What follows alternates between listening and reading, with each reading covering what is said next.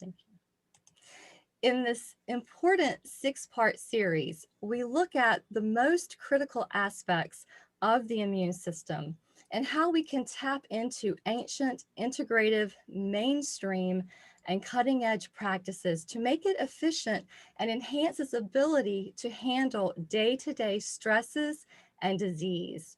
In this series, we explore a regenerative whole health approach from top experts around the globe who will help you transform your body's ability to handle disease and give you realistic approaches to protecting yourself and your family.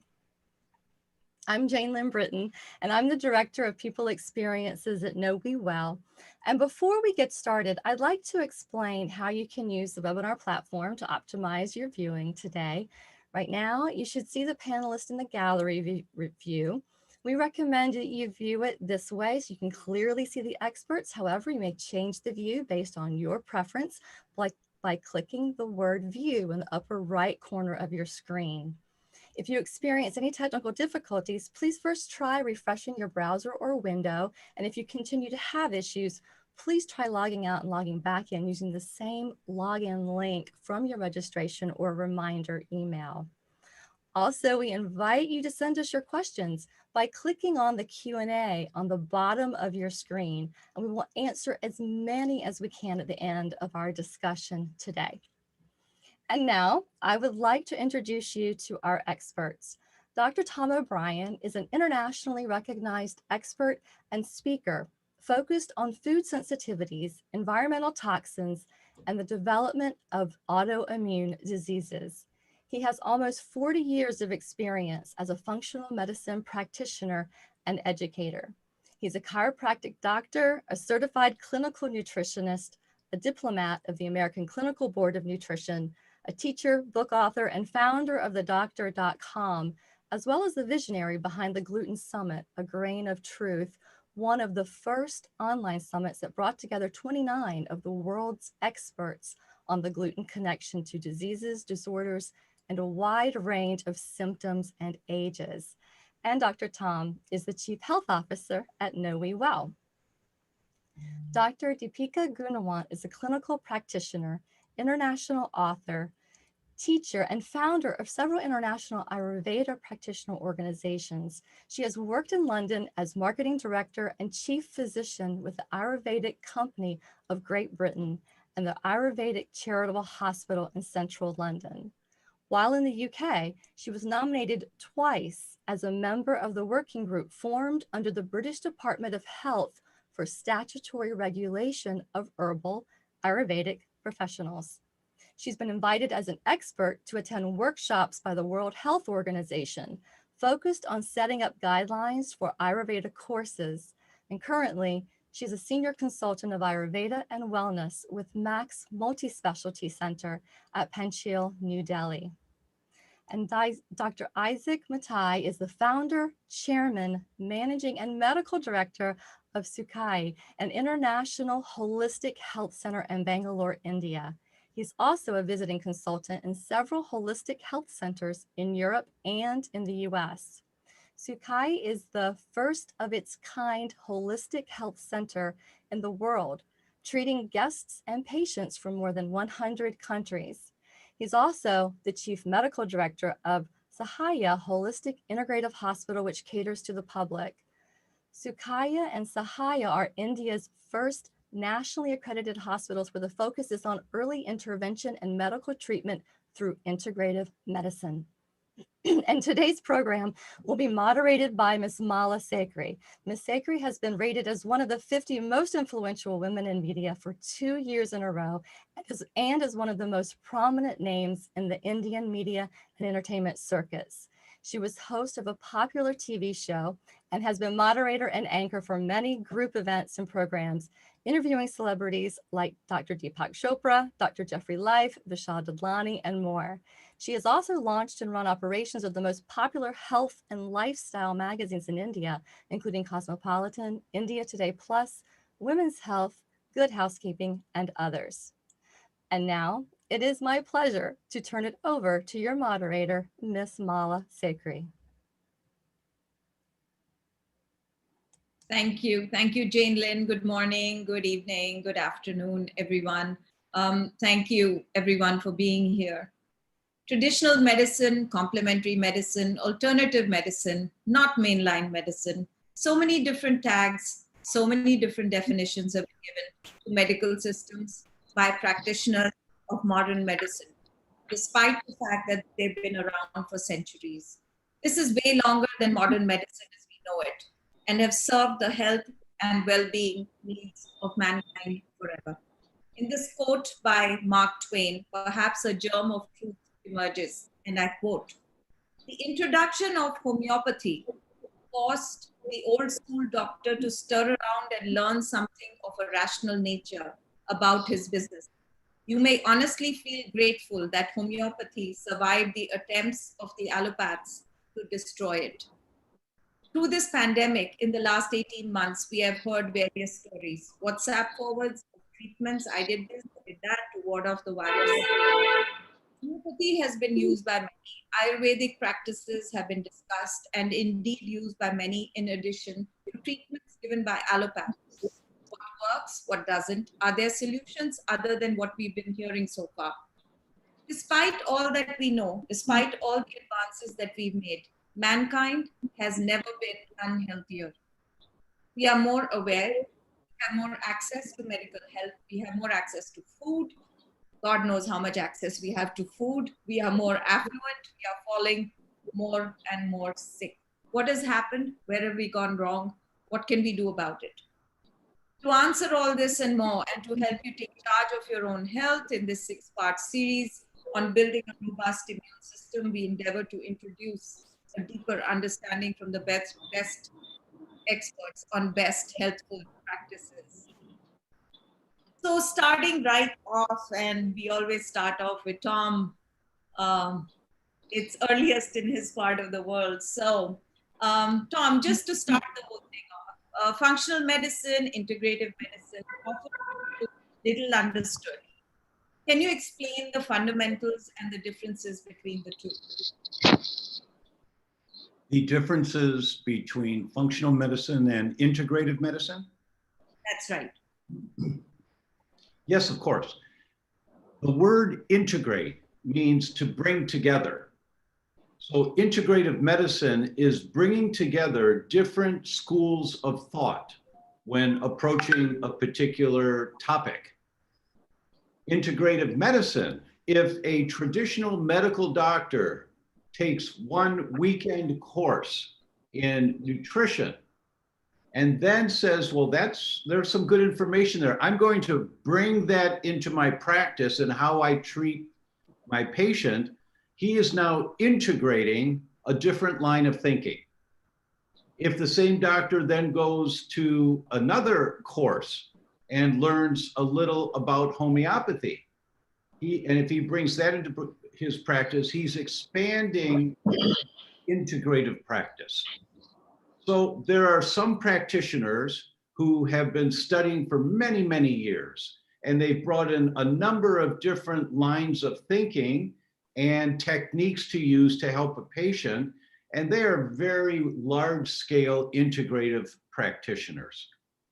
There are others who take one weekend course and then represent themselves as an integrative practitioner. And they're trying, but they've got many more courses to learn before they have a comprehensive overview. So the words, people have asked me many times, do I go to an integrative practitioner, a functional medicine practitioner? It doesn't matter. It's the practitioner, not the discipline or the marketing that the person or how they label themselves. It's the individual practitioner.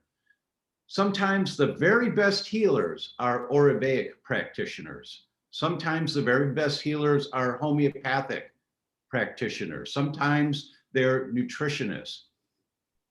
So it depends on the individual. Functional medicine is for a practitioner to look and see, why is the body functioning this way? And what do I need to do to guide it in a different direction? So functional medicine, by definition, is integrative medicine from a very large scale. And as is true with other disciplines, a doctor that comes to our functional medicine course for the first time, usually they're very excited. This is great information. And they talk to their friends when they go home and their patients. But it takes a while to learn a new way of thinking and to expand, to be competent at a new way of thinking. So sometimes a homeopathic practitioner can be the most comprehensive person that patient could ever see. Sometimes it's a functional medicine practitioner. Sometimes it's an integrative medicine practitioner. Sometimes it's an Ayurvedic practitioner. It just depends on the individual, not the name. We don't want to get caught up in the name of what a person does, but it's an introduction to think to perhaps this person as a homeopath is going to be able to help me because they are thinking very integratively. It's unfortunately, it's not black and white where you can understand a term and then expect every practitioner who practices under that term to be as thorough as what we're looking for. So, in a sense, Tom, what you said is very clear, but it makes me a little uncomfortable because Good. the decision seems to be mine as to who to see, and I may not have that expertise within me to be able to determine whether my disease can best be handled by this, that, or the other. So, how does one go through this process, and what are the best ways to decide? Well, that is a marvelous question, and that is the key to health. That really is the key to health, that we have to learn that we could not put our bodies in the hands of someone else. There may be an emergency and we need some help quickly, but we want to have a healthcare team for you and your family. One doctor cannot know everything. And so it's good to have a homeopath on the team. It's good to have an Ayurvedic practitioner on the team, a dentist on the team, a pediatrician who hopefully is integrative on the team. And so the concept is you want a team approach to taking care of your health. And it's difficult because we've been trained to give up our decision making to one person and put our bodies in the hands of one doctor.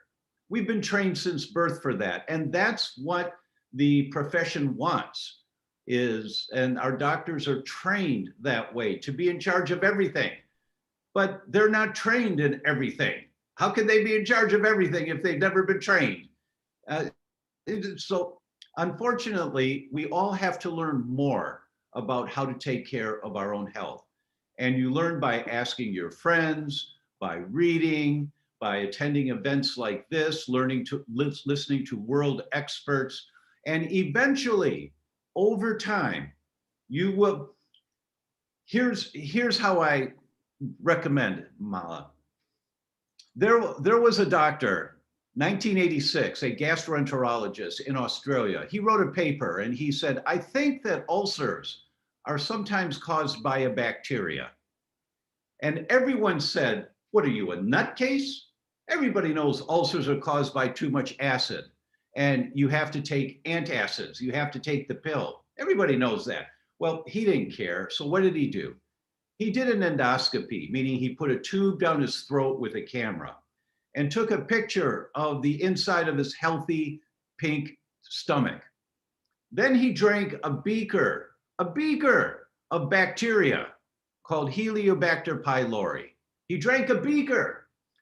He waited 5 days until he was very sick. And then he did another endoscopy and took a picture of the ulcers in his stomach. And then he took the antibiotics to kill the bacteria. He waited about 9-10 days and did another endoscopy to show the pictures of the healthy pink tissue of his stomach. And then he published it with the pictures. And then everybody knew he was a nutcase, everyone. But he didn't care. The World Health Organization thought this was such an important paper. They sent it to every medical profession in the world and said, send this out to all your doctors. Why? Because at the time, Helicobacter, the bacteria, is known to cause stomach cancer. And stomach cancer was the #1 cancer killing people around the world at the time. So the theory was if our doctors knew about this bacteria and they just check when someone has an upset stomach and heartburn, if they just check, sometimes it'll be a bacterial infection. They kill the bacteria, the person never develops stomach cancer, and the incidence of cancer will go down. And that's what happened. It actually happened. He still was thought to be a nutcase, Dr. Barry Marshall. His colleagues ostracized him. He didn't care. 21 years later, he wins the Nobel Prize in medicine. And the committee, and this is their exact words, they said Dr. Barry Marshall and his partner, who with tenacity and a prepared mind challenged prevailing dogma. Every one of us needs tenacity, which means every week, 1 hour a week, just 1 hour a week, I'm going to learn a little more about how to take care of myself and my family. Just 1 hour a week, but every week, to prepare your mind how to think so that you challenge the prevailing dogma of how we've been told to think about our health, to just give our health to somebody else. It is such an overwhelming topic that to learn about health, that the way my patients are successful is just 1 hour a week, every Tuesday night after dinner, every Sunday after services, it doesn't matter, but every week, you're going to give 1 hour to learn something new, just 1 hour. And what happens over 6 months, you've got this. Now you're thinking differently. You've prepared your mind. So that's how I think all of us can be successful in changing the way we think and learning a little more is by having patience and just a little bit at a time. So Tom, what you're saying is so right, but what you're saying is also really difficult to do for most of the people who can't even get up in the morning to exercise or even follow good nutritional practices to start now learning about health. I am saying, is there a case now for, or is this utopian completely? Is there a case now for a super GP, if you will, who will know as soon as he sees me as to where this person can be best treated? Can this system work? Can this system work? Is there such a system? Am I being completely idiotic by even suggesting this? What do you think? Well, it's not idiotic at all. It's our dream, but it's not the case. You know, there are some functional medicine practitioners that just are not as comprehensive. There are some homeopaths that are not as comprehensive. There are some osteopaths. They're not, and there are others that are very comprehensive. There are some that they are, oh, I love my doctor. He's helped my daughter with her ear infections, helped me with my depression, and helped my husband with his high cholesterol, that we are a much healthier family. So the goal is always to find such an individual. My point is, it doesn't matter what discipline they practice, it's the individual that you're looking for. And it takes time to learn what the questions are and what the topics are that you have to research and you have to look for. So just taking 1 hour a week, you will learn more and you will eventually find the right person for you and your family. So coming to Dr. Mathai, who's often my go-to person whenever there's a crisis in my life. Dr. Mathai, thanks for being here. And he runs Saukia, which is one of the, it's just bliss. That's the way I can describe it.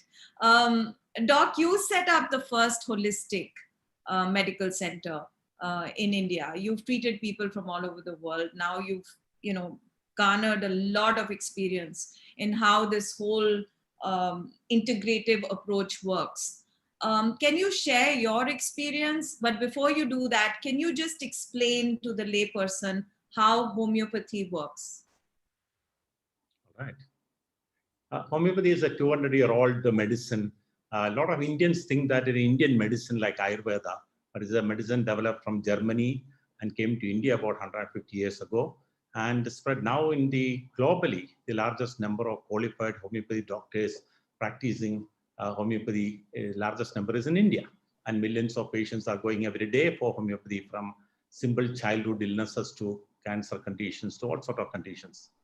So how does it work? The philosophy-wise is very clear, like the balance and imbalance. And Dr. Samuel Hahnemann, the founder of homeopathy, he described that any imbalance, that's what I would say, that what Tom is also saying, any functional or psychological, in the spirit, any imbalances in your system will produce symptoms, or long-term imbalances will produce chronic diseases.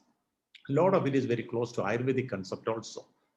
Even Ayurveda is thousands of years before homeopathy. In Ayurveda also has a branch where the same philosophy of homeopathy, like similia similibus curanda, likes to be treated by likes, is actively involved. Anyway, going back to the functionality of homeopathy on a human being is the medicines which is used, which can produce similar symptoms in healthy human beings, are used for treating diseases. So it's a skill of the doctor to identify which medicine to use. Now, for example, we don't have a new medicine for COVID, but all sort of medicine we use for cough and cold and body pain and chest congestion and all that can be used for COVID. And we are that way treating COVID with the simple flu medicines or simple fever medicines. Or we identified arsenic alb 30 as a medicine to be used to prevent or boost the immune system. So homeopathy works in that way. It is not depending on new diseases. That depends on the symptomatology of the person or the condition. That will make us to select the common remedy or individualized remedies that will make work on patients.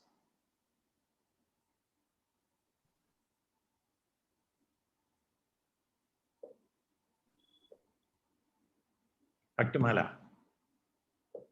I think Dr. Mala's screen has frozen. So she will come back to us as quickly as she can. There's always a technology issue that comes up. There always is. Some more thing what Tom was talking about.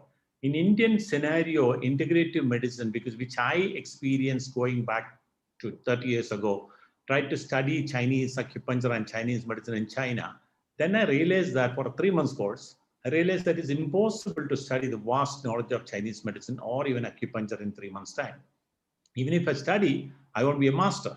So I decided that I want to be a master of homeopathic medicine, but have a working knowledge or understanding about Ayurveda and naturopathy and yoga, which I studied, and Chinese medicine. Then I can work with experts.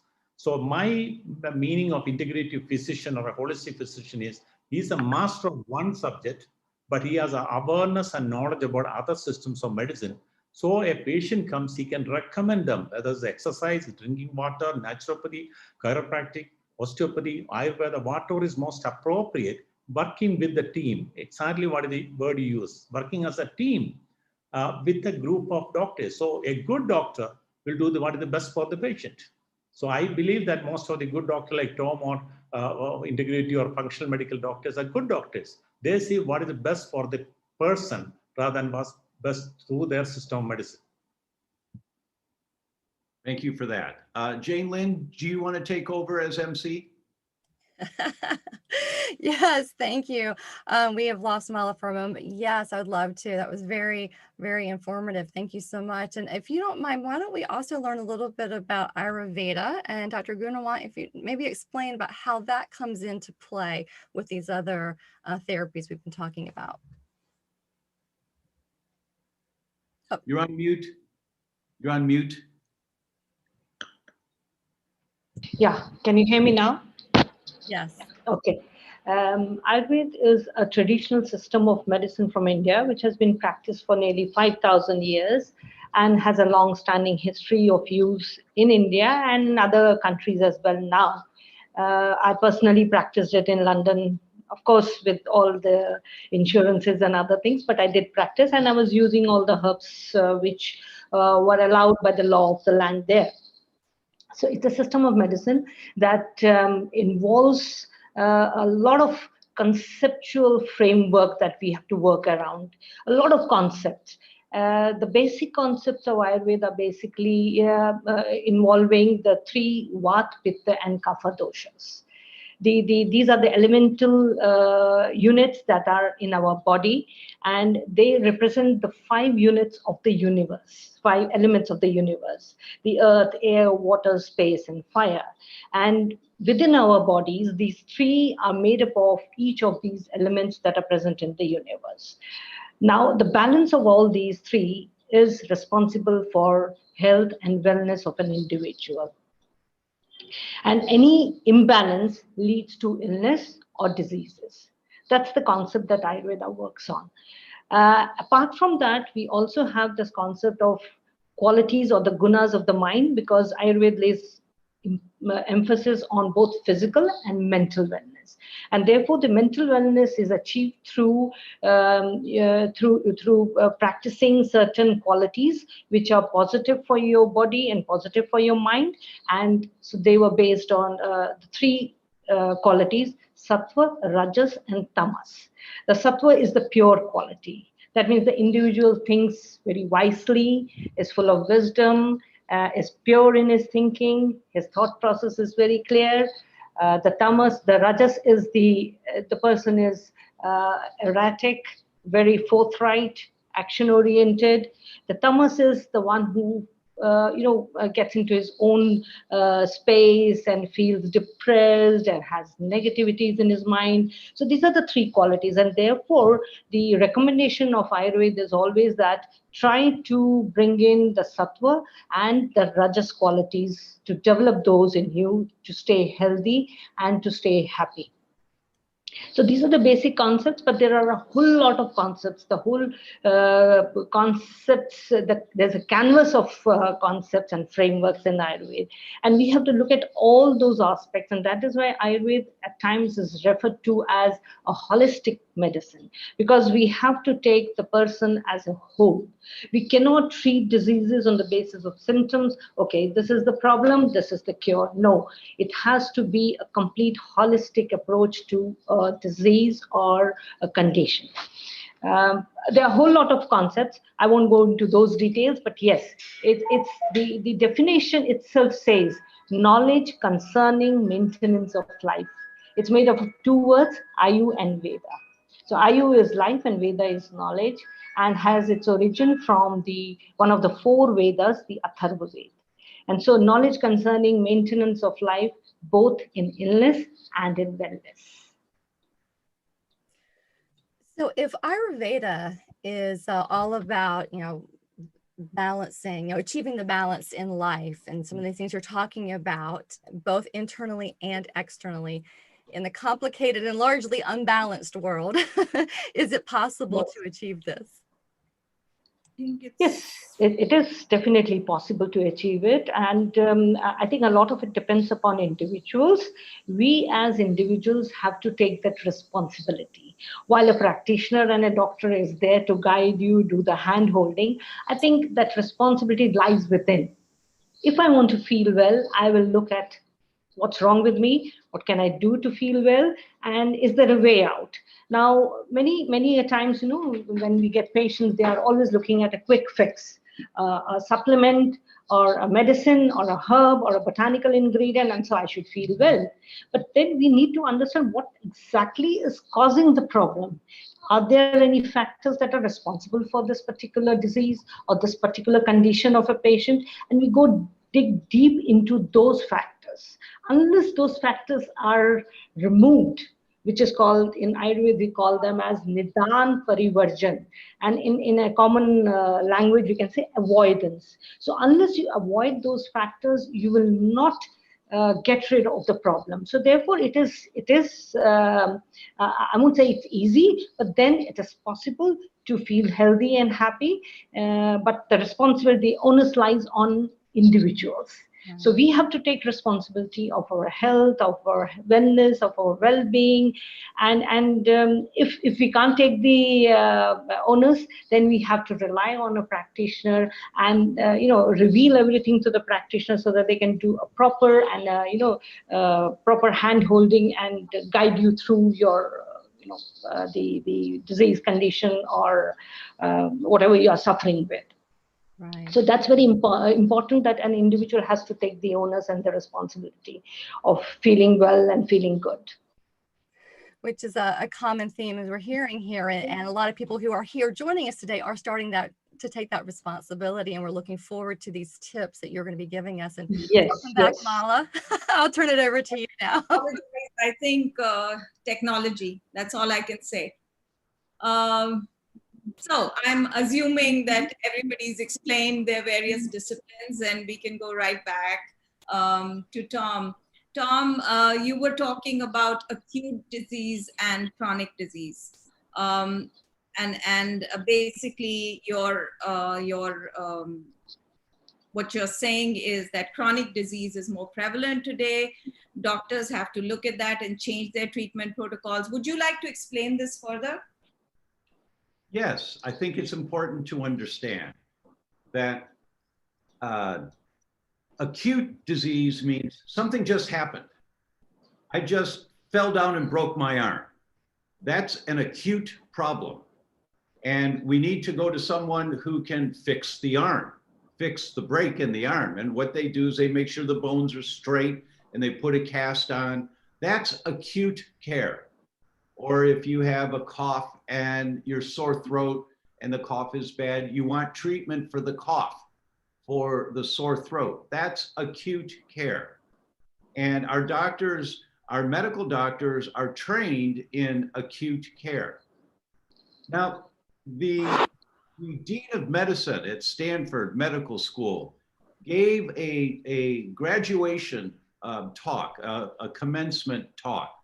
And he apologized to the students and he said, "We've just given you the best medical education in the world, second to none.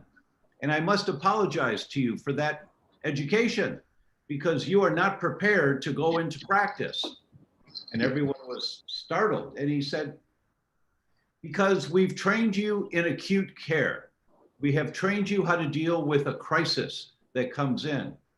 But 78% of everything that comes into your practice is not acute, it's chronic.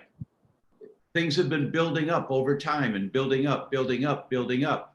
And we know in the United States that over 90% of all the dollars spent on healthcare for the elderly in Medicare and Medicaid, over 90% is for chronic problems, not acute problems. There are little things that have gotten worse and worse and worse and worse and worse. So our doctors are trained in acute care. What do I have to fix right now? And so everyone is trained. When I have a sore throat, I want to get rid of the sore throat. What do I do to get rid of the sore throat? Which is very important. However, you have to ask the question, where did the sore throat come from? Because it's very dangerous in children. When they have a sore throat, it's very common to have a strep infection. It's a bacteria. And so the doctor treats the strep infection, but he just treats it to the point to where the sore throat is gone and everybody thinks it's fine. But if the bacteria is still in the body 2 weeks later, a month later, the child may have brain problems developing because the strep got into the brain and nobody feels that. You don't feel when an infection gets into your brain. So if you don't look for where the problem came from, why is it here, the consequences can build up over time, and that becomes a chronic problem. And almost every condition, every disease that people come to see a doctor for are chronic diseases: high blood pressure, diabetes, high cholesterol, asthma, bronchitis, Alzheimer's. They've been building up over many. Nobody wakes up with Alzheimer's. It's a decades-long process, killing off brain cells, killing off brain cells, killing off brain cells. And no one feels when your brain cells are being killed off. You can't tell it's going on. You have to have an expert who knows how to look. How is your body functioning? And in Ayurvedic, they have an entire practice for looking at how the body is functioning. In homeopathy, they have an entire practice at looking at how is the body functioning. In functional medicine, how is the body functioning? Not just how, well, where is the pain? That's important, of course, but the pain is the end point when your body can't compensate anymore. And what we all have to learn is how to look at the chronic conditions that are developing in our body before they get so bad. It's sore throats or memory loss, and where did I put my keys, or where did I park my car in the parking lot, before you get to that point. We have to look and see what's not functioning properly in the body. And there are many different disciplines that can address that. It's the practitioner, not So, the discipline. so Tom, maybe, and maybe Dr. Mathai could also add to this. Are we over reliant on diagnostic tools like testing? Have our powers of observation, and by our I mean doctors, and I know that homeopathy and perhaps Ayurveda rely on observation, on the color of your skin, on the way you walk, the way you appear, your energy levels. Are we therefore, are doctors over relying on the results of tests, and have we lost out on touch and feel? Well, let me just give a quick answer and then to the doctor. Everybody has seen movies in the past, or we know a farmer, someone. When a farmer is going to buy a horse to work on the farm, how healthy is the horse? Where do they look? Of course, they look at the horse, but where do they look? They look in the horse's mouth. They look at the gums. They look at the teeth. They're looking to see what's going on inside the body. And that's what's needed for all of us. If you talk to a holistic dentist, they can tell you so much about what's happening in your body by looking in your mouth. And in homeopathy, they look at so many different aspects of how the body is functioning. In Ayurvedic, much more comprehensive, looking at how the body is functioning, not just how you feel right now. So I'll stop there. Dr. Mathai, would you like to add to that? Yes, I am a great supporter of investigation and modern investigations if appropriate. But majority of the problem is it is done inappropriate, just especially in India, just to make money. Majority of it. That is one aspect. But investigation, definitely, if I get somebody with a chronic headache and then maybe it's a tumor, maybe it's a swelling, how do I know? By just examining by externally. So I'll get an opinion from a neurologist or a cardiologist or whatever the department, get an appropriate investigation, give us information that is useful, but that is not the main way of diagnosis for in the non-allopathic, non-Western medicine. But I would say that in homeopathy also, the look at the constitution of the person, like when you hold a person and is sweating or dry or the swelling under the eyes, there are so many symptoms. Or when you ask questions about the functionality, same Tom was talking about, functionality, bowel movements is a very important thing. Nobody gives. And even people tell me they're constipated. Each person's meaning of constipation is very different. So how do you find out, unless you ask more questions of what you mean by constipation, each person has a different description. So understand, or acidity is a very common word we use. They don't know the meaning, they just use. So a doctor properly asks questions and details. And in Ayurveda, there's a much deeper, which Deepika will be able to explain, that all the thousands of years ago, even examining and looking and feeling and assessing, and the body constitution, the essence of Ayurveda, which she will talk. In homeopathy also there are constitution. That will give us, yesterday I was with a patient with 5 different conditions.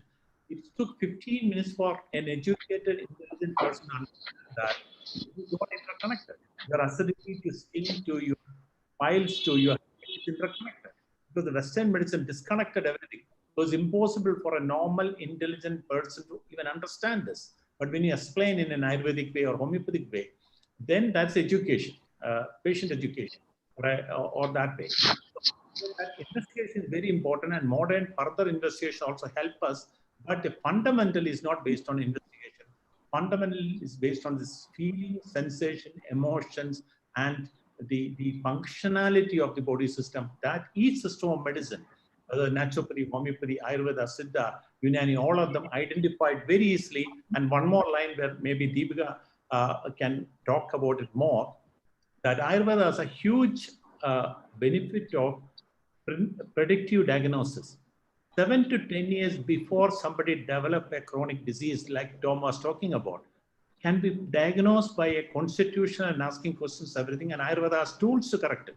I would say that not only Ayurveda, other systems also by lifestyle management, everything, but Ayurveda is a very specific, which we use all the time with our experts. So all the tradition has this ability to diagnose much more than, again, it's not diagnosing a tumor, they're diagnosing a person. That is the most important thing. That's very exciting to know. And Deepika, would you like to elaborate on that? Because, 90% of the battle is diagnosing the problem. Yeah. Mala, you very rightly said that too much reliance, we have been relying on all these diagnostic tests and all that these days. And that has been happening all over the world, I think. But I think, and also, many practitioners have lost that clinical eye, because the reliance on diagnosis and this has taken them to that level where the patient walks in, you spend just 5 minutes, look at the patient, and you know what medicines you have to prescribe, and that's the end of it. And many of the GPs that I have seen while I was living in the European countries and other places, these GPs would the patient maybe paucity of time, whatever, but then you need to spend time with your patient.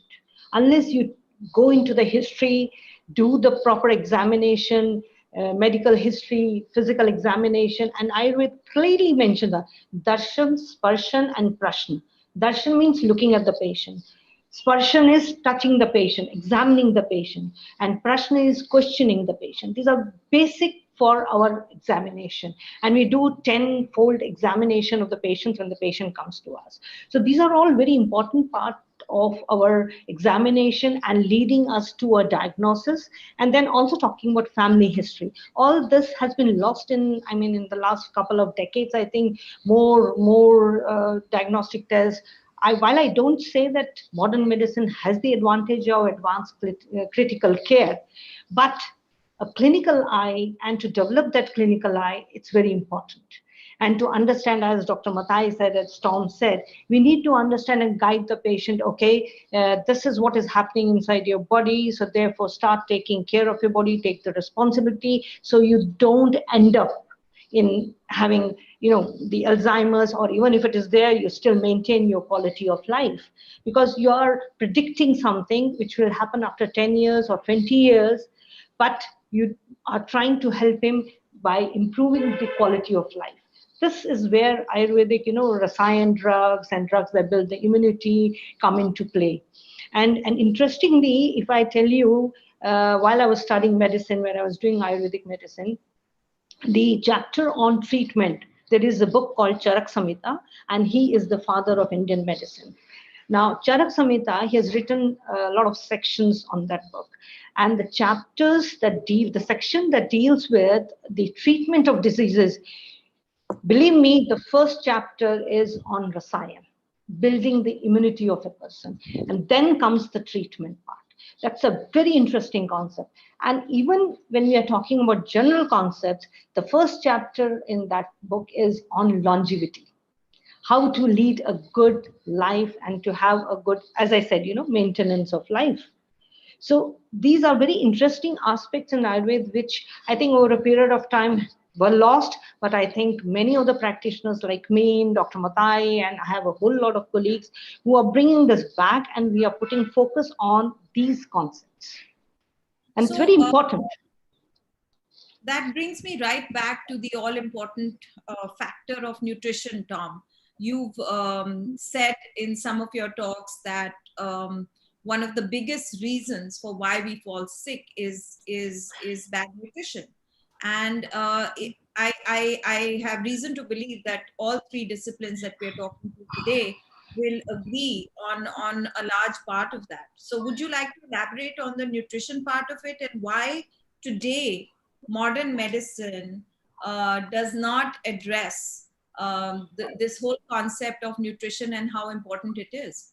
Oh, it's very important. It's critically important. Thank you. And I have a few slides that I put together to that question. And if it's all right, I'll share my screen and I will show you those slides. I think that this is a very important concept for our people, everyone to understand is why doesn't my doctor know this? That people will consistently ask that question. Why don't they know this? So now let me see if I can share. Yes, I can. Here we go. So can you see my screen now? Yes. Yes, we can. Okay.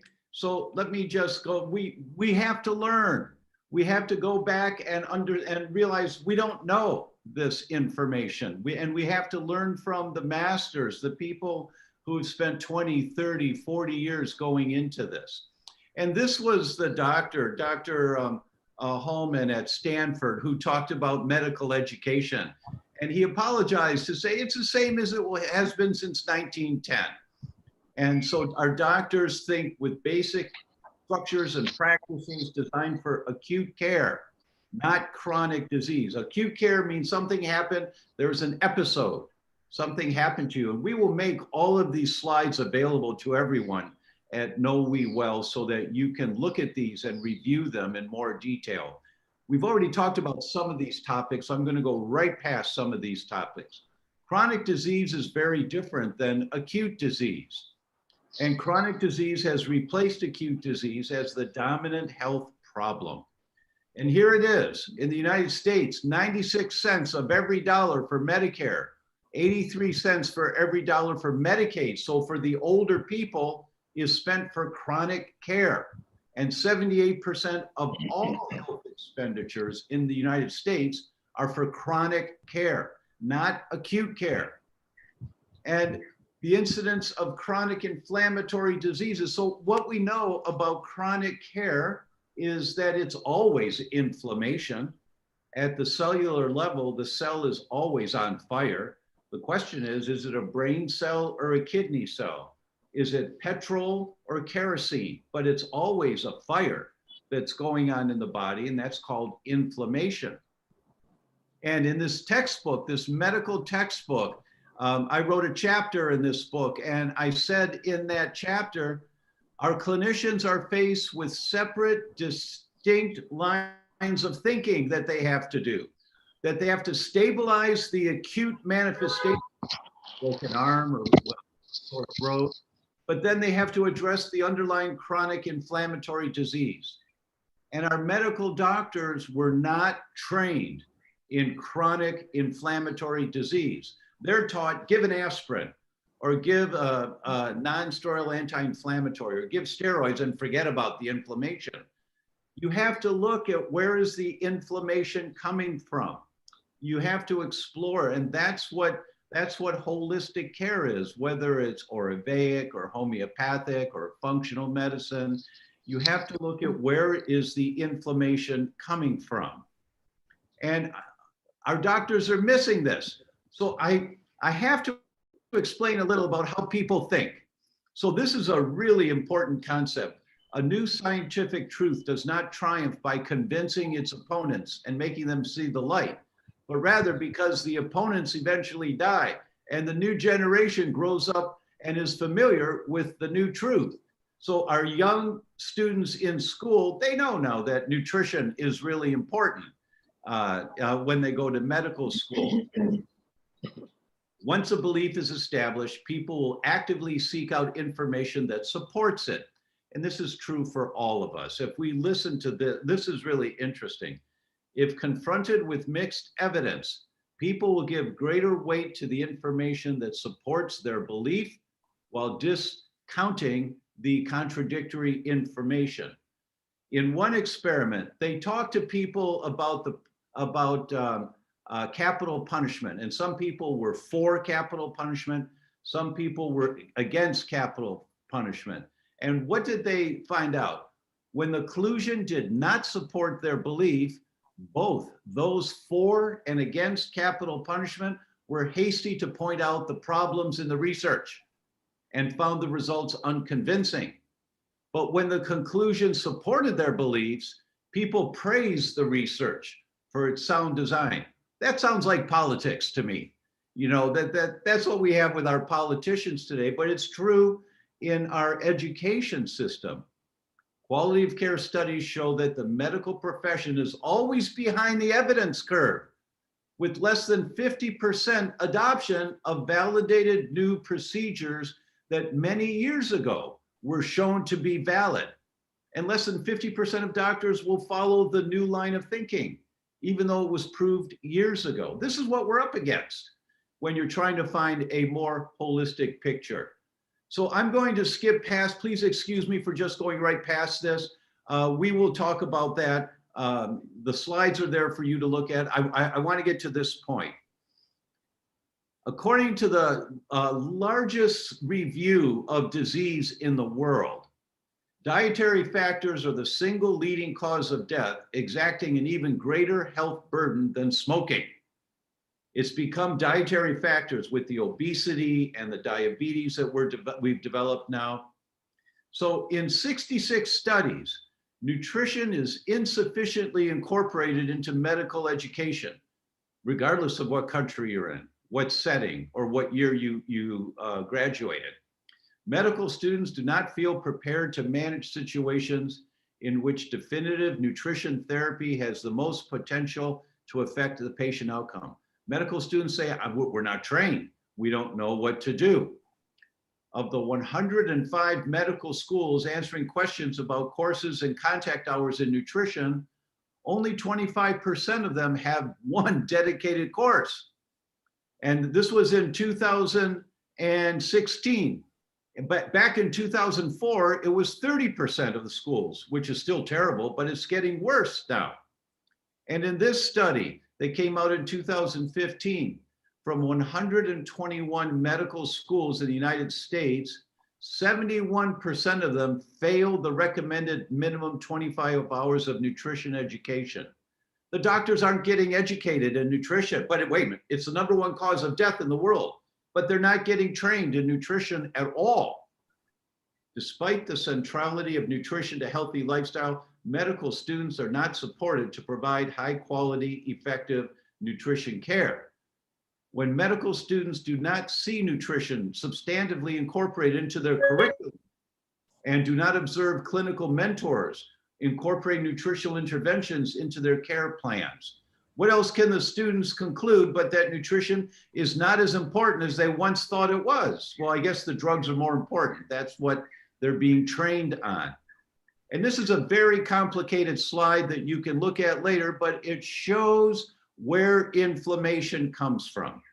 And with that, I will pause here. I just wanted to get those few points across to everyone that our doctors are not educated.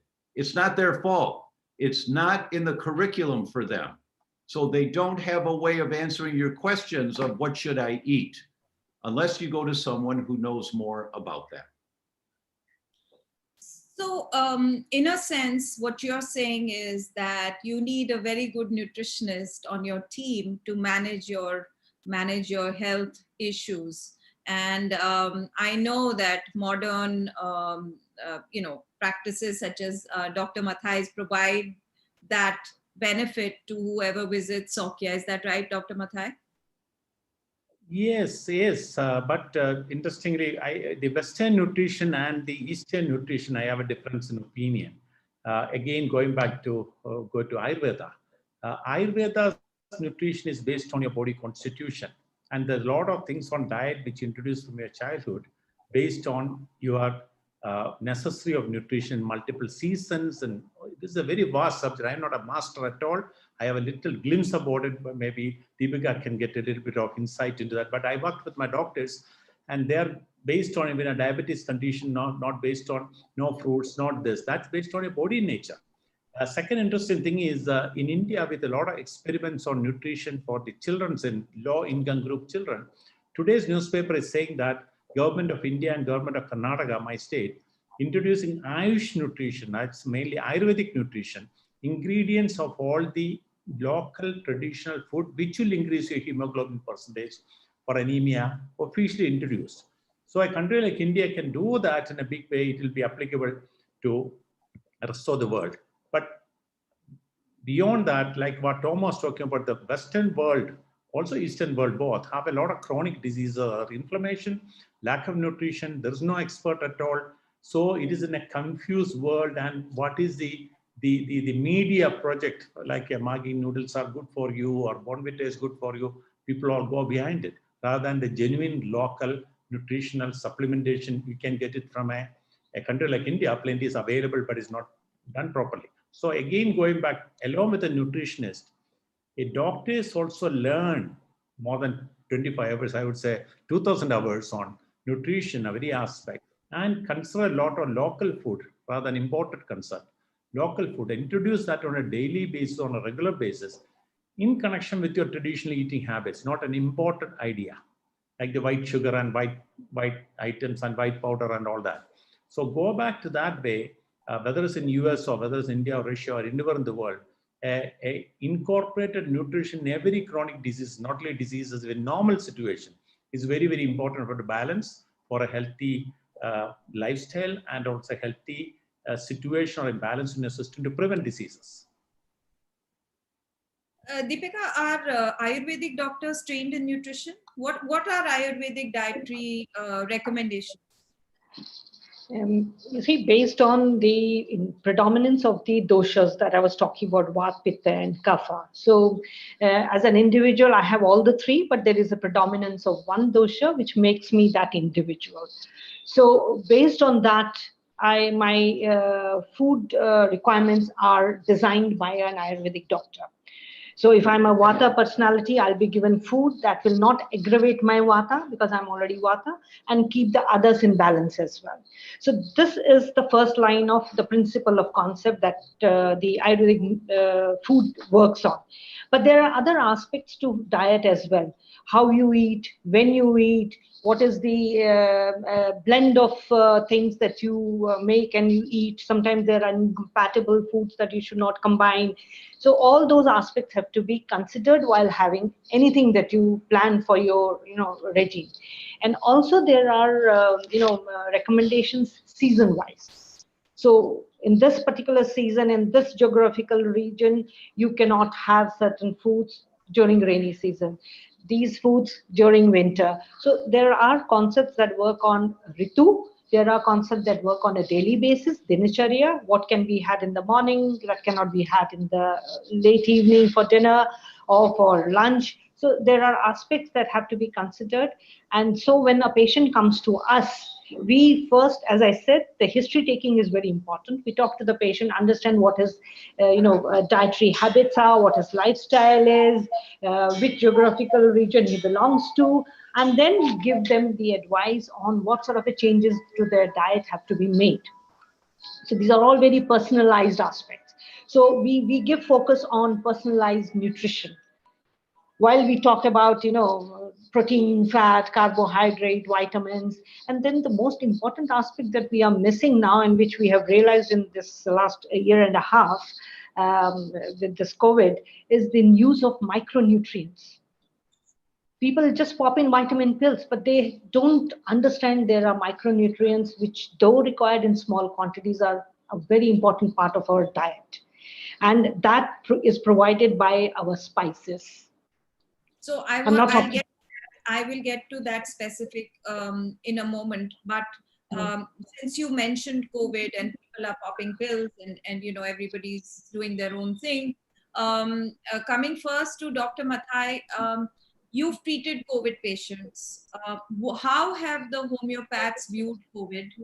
And just share maybe one or two of your success stories of how homeopathy has been able to deal with it.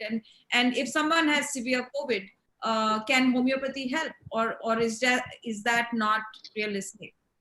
Okay, I treated hundreds of COVID positive cases with mild and moderate symptoms in India and abroad.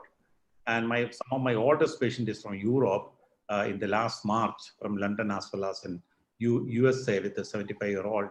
At home they are staying, and then we are giving, by symptoms, we are giving acute homeopathic medicine. So simple medicine which we use in a day-to-day basis, like Bryonia, Restox, Sapasol. So we created with the last 1 year of experience certain protocols. 3 or 4 medicine we use on on a daily basis, multiple times a day, we will be able to manage it. Unless if the saturation level is goes down, that's the only thing I asked them to look into. Saturation level is going down, then they have to get an oxygen supply. Even I have patients with the oxygen supply, they manage to come out.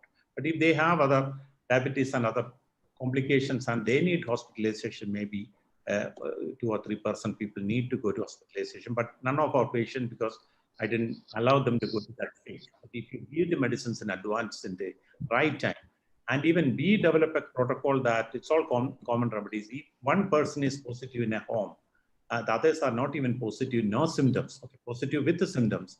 All the other people take medicines in advance so that they won't develop. Even if they exposed to the virus, they won't develop.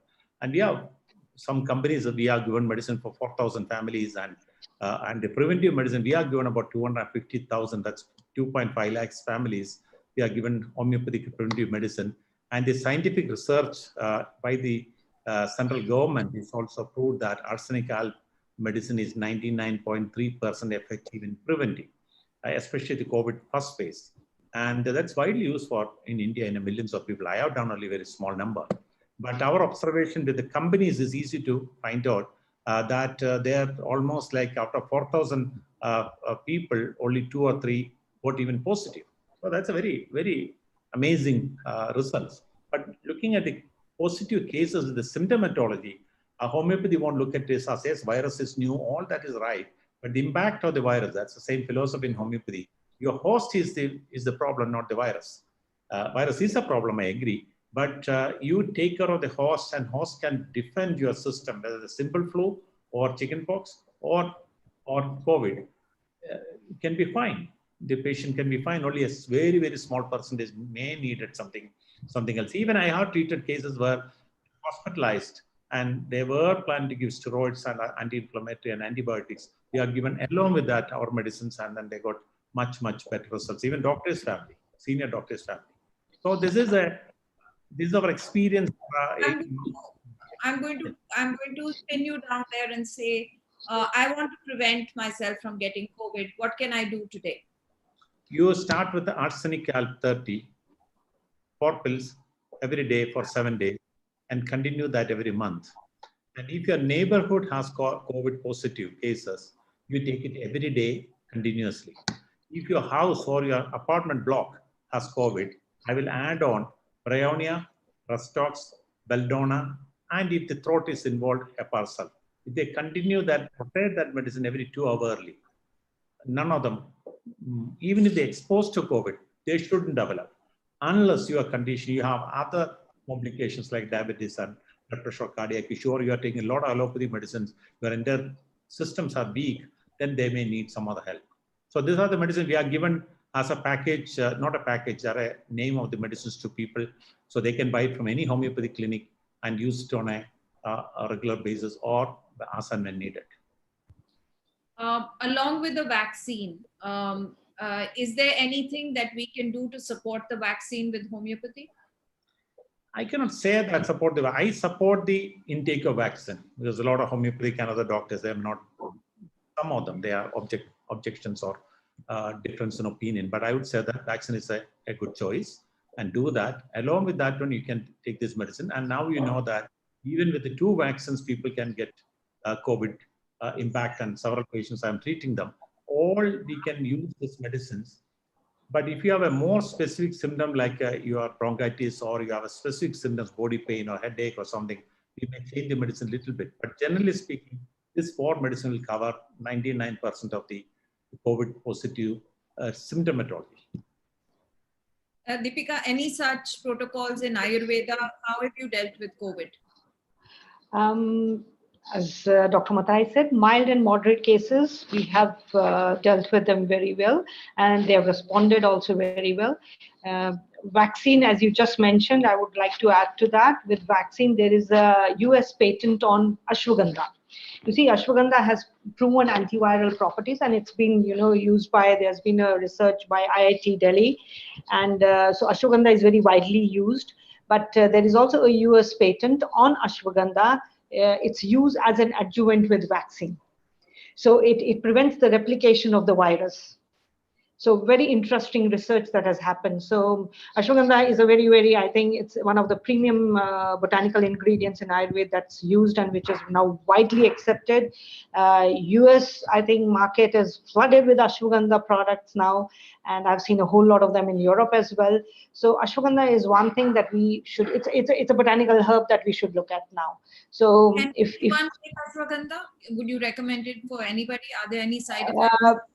uh, well, it has to be taken for a limited period. There is always a duration. You cannot have it, say, for, say, 3 months, 6 months, 10 months, continue with it, thinking like, what happened with our decoction, the kara. During COVID time, people started having kara 2, 3, 4 times in a day. But then there is a limitation. There is that dosage. There is that duration that needs to be followed. And so maybe, ashwagandha, you can have it for 2 months, 3 months. Supposing somebody is moderately, COVID, should have it for 3 months. Somebody who is very mildly COVID should have it for a month and a half, and then give it a break and then see how it goes. This is how it has to be taken. It's not to be taken continuously. Then we have turmeric, which is again a very important botanical ingredient that we use. It's one of the golden spices of the world now. And we see a whole lot of things coming with turmeric, like turmeric latte, which is called the, haldi ka doodh in India, we call it. We used to have it traditionally. So that concept is coming back, and haldi too has proven antiviral properties. So, and we have seen it in the last 1 year and a half that most of the medicines have been used based on empirical evidence. So if that can be given as empirical evidence, why can't we use Ayurveda for empirical evidence if we are asking for where are the efficacy studies? We don't have to prove efficacy studies. We have effectiveness. Similarly, the other drugs that have been used in COVID are based on empirical evidence that have been used. So I see no reason why this can be used, and there are a whole lot of botanical ingredients that can be used besides the lifestyle changes that have to be recommended along with. So it has to be a combination of a lot of factors together to counteract COVID. I just have one little thing that people often get concerned about. These are all herbal, and we all assume they're absolutely safe. But Yeah. there could be some contraindications. For example, and please correct me if I'm wrong. My knowledge is superficial on this. Turmeric could have blood thinning qualities. Um, and if there are people who are already on blood thinners, how safe is it? Who should you consult before taking a particular herb? How does it work? See, you need to consult your Ayurvedic practitioner and also your conventional doctor who has prescribed you a blood thinning drug, a warfarin, if you're on a warfarin. So it's very important that both the doctors talk together, understand, okay, this needs shouldn't be given. So instead of turmeric, you can give something else. It's not necessary. If turmeric have been proven that there is a herb drug interaction, which normally is, nothing is safe. Even water is not safe. You develop hydrotoxicity if you have in excess. So anything in excess, anything which is beyond a dosage or for a longer duration does have its own side effects. And then there are also herb and drug interactions which we need to understand. So it's very important that we understand that these herbs, when they are prescribed with consultation between the allopathic doctor and the Ayurvedic physician together. It's very important. It looks like she froze again. Yeah, again, yeah. Let me say for the listeners out there how confusing this can be and how overwhelming it can be. Just what you've just heard in the last few minutes. It's wait, do I take these micronutrients? Do I take these herbs? No, you have to talk to your doctor. But my doctor's not trained in nutrition and doesn't know anything. And he thinks nutrition's a waste of time. Find another doctor. That it's so confusing for people. So Yes. If there's one summary concept that I can suggest for everyone here is patience, and understand that it takes time. 1 hour a week, just learn a little bit more. And then next week you learn something new, and next week you learn something new. And the result will be over time, you will have new concepts, new ideas for you and your family that are safe and effective. Now I'll ask a question here for both of our experts. Dr. Mathai, there have been many studies that have come out that have talked about a couple of nutrients with our immune system. One is zinc and one is vitamin D. Can you give us the homeopathic overview? Is it safe to take zinc? Is it safe to take vitamin D? Homeopathic philosophy or homeopathic practice always supported food, nutrition, and vitamins. And interestingly, a lot of my knowledge with micronutrients is in my time in US and UK, and working with a lot of functional medicine doctors, which I noticed that they have much more knowledge about micronutrients, even the diabetic patients to give chromium or selenium, and my very minute doses. It's not positive, like scientifically proved. It's not an opinion. So micronutrients is as all of us are talking is very, very important. But people with the knowledge of that micronutrients, at the same time, some doctors give especially we see it in US, more vitamin capsules than your food. You eat more vitamin capsules than your breakfast. I have seen it happening. So that's the other extreme. So the appropriate use in appropriate time for the right time with the vitamin D, for example, I have issues with doctors and patients with overdosing of vitamin D because doctor asked them to do 60,000 international unit once a week and patients start to take it every day. So after 3 months time, he got toxicity from vitamin and he's suing the doctor in UK, and that became a major issue. So the appropriate use in the appropriate way and checking like vitamin D is checking in between. Now, vitamin D in India also became a passion because of COVID. If they take it unnecessary overdoses, then I'll have a toxic effect. So zinc is of the same thing. Now, zinc company who produce the zinc and vitamin tablet, they are the maximum selling product in India now. So whether you need all that, yes, I also use zinc extra during this season. But whether for lifelong with need, it's a very big question. Maybe Tom, you will be able to say your view on this, that overdose nutritional. Yeah. Dr. Deepika, can you tell us from an Ayurvedic perspective about vitamin D and zinc? See, in Ayurveda, we haven't talked about vitamin D as such, but we definitely talk about sun exposure, which is a very important part. And people, because you sit in a air-conditioned office and you don't go out in the sun, you don't expose yourself to the sun, which is 10 minutes, 20 minutes. I mean, people normally go on a holiday and they do sunbasking, that's different. But on a daily basis, if you spend 10 minutes in the sun, I think that's enough. You don't need a vitamin D supplement. Which in India also, I mean, we have the blessing of the sun god all the 12 in months of the year. But then I think people have forgotten that, and then, you know, it's better to pop in a supplement rather than going out in the sun. So in Ayurveda, more important, and that is why in yoga, when we are talking about meditation, yoga and all that, we talk about Surya Namaskar, which is you wake up in the morning and you do that stretching exercise looking at the sun. And a lot of cases I have personally treated, even with thyroid, people have been, you know, have been them of thyronorm by just asking them to look at the sun for 10 minutes every day. The thyroid levels have come to almost normal. So vitamin D, thyroid, diabetes, and very recently I've even seen uric acid levels have come very high in a patient. I had a patient last week. Uric acid levels were high and the vitamin D levels were absolutely low, 7. And I said, you correct your vitamin D levels. You don't need a uric acid medication. And that's exactly what happened. In 10 days' time, her uric acid levels were just normal because her vitamin D levels went up. So these are things which you need to understand and realize that there's an importance and there is an interconnection between all these things. So it's individual practitioners who understand, they know their limitations and can guide the patient. So my first principle in life when I practice is do no harm. Well, that should be my point. That's a marvelous suggestion for everyone, is 10 minutes of sun Yes. every day. Not enough to get red. Your skin should, Yeah, no, it doesn't if get red. red, that's too much. That's too much. Yes.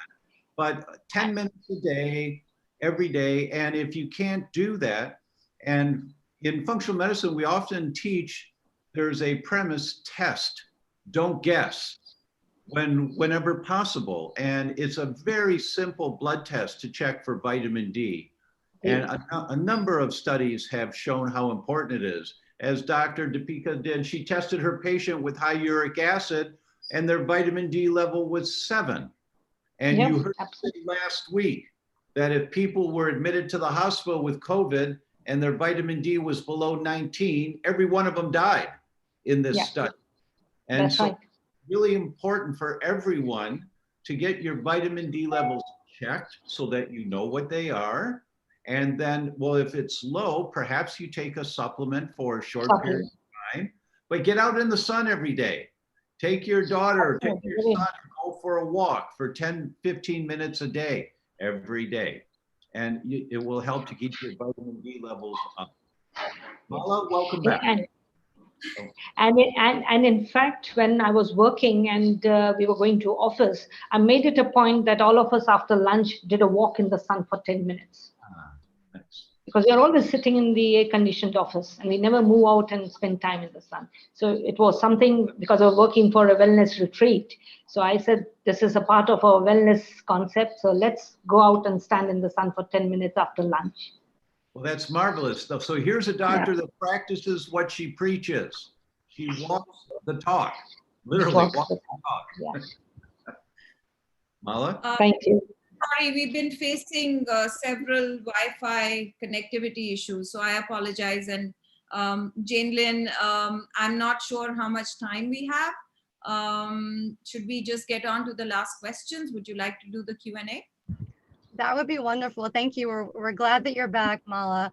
And this has been so informative and educational, everyone. Thank you so much. We do have a few questions. And actually, with this conversation about the sun, one is how much of your body should be exposed for 10 minutes, Dr. Gunawant? Is there a particular amount of your body? Or I mean, as much of the area you can expose, the better it is.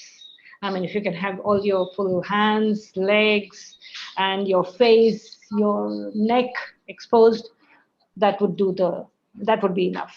And does it matter what time of day? 6 a.m. versus 10 a.m.? No, 6 a.m. is no. I think it's more of 10 a.m. to 12 a.m. That's the time. Okay, wonderful. And we do have a question about multiple sclerosis, and we are going to be talking about that next week. But so that our listener doesn't have to wait, maybe Dr. Matai, if you don't mind, the question is, I have recently been diagnosed with multiple sclerosis. It's an early RRMS. The doctors have prescribed me steroids and will be starting my DMT soon. I'm aware that the disease is not curable, but I want to know if I can do anything at my end to make sure that I live a normal lifestyle and avoid any relapses in the future. Yes, we have treated a lot of multiple sclerosis in different stages.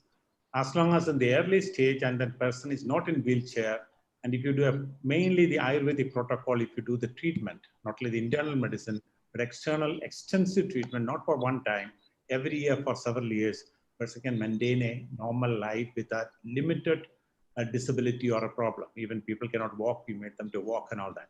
Along with that one, as an integrative medicine, we introduce homeopathic internal medicines also.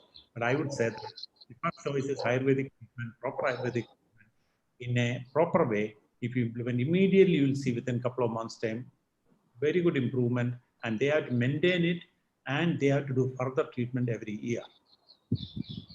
Okay, great. Thank you so much. And finally, Dr. Tom, you're so good at making it easy for us to do the right thing. Do you have maybe 2 top recommendations that we can take away today to start to make a difference, to really build our immune system and support our bodies? Well, thank you. First is patience. 1 hour a week, and understand that you're on a learning curve and it's going to take a while. That if you're not happy with where your health currently is, or your family's current level of health, then you have to change what you're doing, because what you've done has produced what you've got, right? And there's no pill that's going to do that long term. It can't fix you. And the only way you change habits is baby steps at a time. So whatever you take away from today, maybe it's about vitamin D and your arms and legs exposed between 10 o'clock in the morning and 2 in the afternoon when the sun is high in the sky. If perhaps that's one thing that you'll start doing. Perhaps it's going to be the turmeric and using turmeric in your cooking, or using other micronutrients in your cooking. But one thing, just take one thing from today and learn a little more about that one thing. So the first thing is patience. Just have patience. It's going to take time. And always, one of the first things that I personally always talk about with our patients, drink enough water. You have to have the flow in your body to get rid of the toxic debris, right? And hydrate. And most of us are counting our soda pop or our coffee as water. It's not water. The only thing that's neutral in our body is healthy water. And of course, not too much, but how much is enough? Somewhere around, we recommend somewhere around a half ounce per pound body weight. About a half ounce per pound body weight. And for me, I'm at 180 pounds. So that's about 8 of these a day, 8. And so some people say, well, I'm going to be peeing all day. Well, that's the idea, is to get rid of all the toxic accumulation that's built up in your body. But drink more water. Yes, yes, as Dr. Matai is showing the same thing, right? Yes, it's the herbal Ayurvedic water. Yeah. It's the 5 different Ayurvedic herbs. Anybody can drink all the time. Yes, yes. So those are the 2 things, Jane Lynn. Patience and water. Wonderful. Well, those were wonderful ideas and things that we can really take away today, as well as many things that we discussed throughout the hour that we were together. So thank you, everyone. Thank you, Mala, Sekri. We're sorry that we lost you. Dr. Tom and Dr. Gunawant and Dr. Matai. Thank you all for this incredibly educational presentation and discussion, and for teaching us and clarifying for us about these integrative natural therapies, and for giving us the tools that we can use today to create and support a healthy immune system. So thank you all. Thank you, Jane. Thank you, Dr. Tom. Thank you, Dr. Matai. Yes, thank you both. Thank you, Mala. And to everyone joining, thank you for your time. And we look forward to returning next week on July 20th for part 3 of this 6-part educational program. We'll be talking nutritional interventions for a healthier life.